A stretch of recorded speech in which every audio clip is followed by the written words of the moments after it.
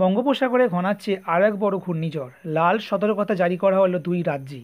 হ্যাঁ বন্ধুরা, আপনারা জানেন যে নিভার নামক একটি ঝড়ের তাণ্ডবে পুরোপুরি তামিলনাড়ু ও পুদুচেরির অবস্থা একেবারে নাজেহাল করে দিয়েছে।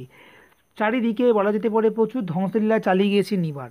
তো সেই নিভারের পর আবার নতুন করে আরেক ঘূর্ণিঝড় আসতে চলেছে।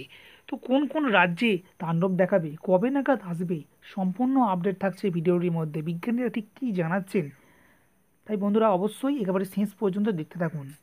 ফ্রেন্ডস, আপনারা দেখছেন আপনাদের প্রিয় চ্যানেল কেরিয়ার আপডেট বেঙ্গলি। তো এই চ্যানেলে আমি নানা ধরনের গুরুত্বপূর্ণ আপডেটেড খবরগুলো দিয়ে থাকি। তাই এই ধরনের আপডেটেড খবরগুলি পাওয়ার জন্য এবং নিজেকে আপ টু ডেট রাখার জন্য অবশ্যই চ্যানেলটির সঙ্গে সর্বদা জুড়ে থাকুন। তো বছরের শুরুতেই বোঝা গিয়েছিল যে 2020 হলো বিপর্যয়ের বছর। গত সপ্তাহে ঘূর্ণিঝড় নিবারের দাপটের ফলে যথেষ্ট ক্ষয়ক্ষতির মুখে পড়তে হয়েছিল তামিলনাড়ু ও পুদুচেরিকে। সেই ধাক্কা সামলে উঠতে না উঠতেই তো আজ ভারতের আবহাওয়া বিভাগ জানিয়ে দিল আরেক ঘূর্ণিঝড় দানা বাঁধছে বঙ্গোপসাগরে, যার জন্য ইতিমধ্যেই দক্ষিণ তামিলনাড়ু এবং দক্ষিণ কেরলে জারি করা হচ্ছে লাল সতর্কতা। হ্যাঁ বন্ধুরা, তো বুঝতে পারলেন এই ঝড়টি আমাদের পশ্চিমবঙ্গ রাজ্যের উপর সেভাবে আঘাত আনছে না। তবে পশ্চিমবঙ্গ রাজ্যের উপর আঘাত না আনলেও এই আঘাত আনতে চলেছে দক্ষিণ তামিলনাড়ু এবং দক্ষিণ কেরলে। কিন্তু আবহাওয়া বিভাগ জানাচ্ছে দক্ষিণ পূর্ব বঙ্গোপসাগর ও আশেপাশের অঞ্চলে একটি ডিপ্রেশন বা নিম্নচাপের সৃষ্টি হয়েছে। আগামী 24 ঘন্টায় তা পরিণত হবে গভীর নিম্নচাপে, তারপর তার শক্তি বাড়িয়ে ঘূর্ণিঝড়ে পরিণত হওয়ার জোরালো সম্ভাবনা রয়েছে।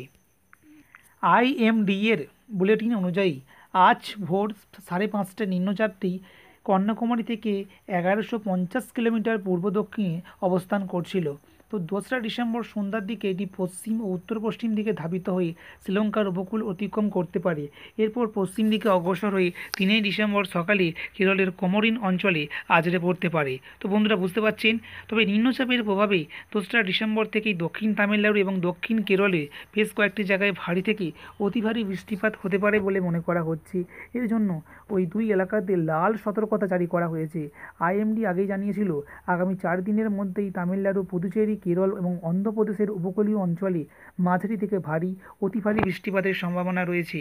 তো এই নতুন নিম্নচাপ তার সঙ্গে যুক্ত হয়ে পরিস্থিতি আরও জটিল করে দিচ্ছে বলে আশঙ্কা করা হচ্ছে। তো বন্ধুরা বুঝতে পারছেন, এই ঝড়টি আমাদের রাজ্যের ওপর, পশ্চিমবঙ্গের ওপর সেভাবে প্রভাব না ফেললেও তামিলনাড়ু, অন্ধ্রপ্রদেশ, পুদুচেরি এই অঞ্চলগুলোতে একটা প্রবল থেকে প্রবল ভারী বৃষ্টির সম্ভাবনা রয়েছে। এবং সেই সঙ্গে বলা হয়েছে যে দক্ষিণ যে কেরালা রয়েছে এবং দক্ষিণ কেরালা এবং সেই সঙ্গে দক্ষিণ তামিলনাড়ু, তো তামিলনাড়ু দক্ষিণ দিক আর কেরালার দক্ষিণ দিকে এইটা সবচেয়ে বেশি আঘাত আনতে চলেছে।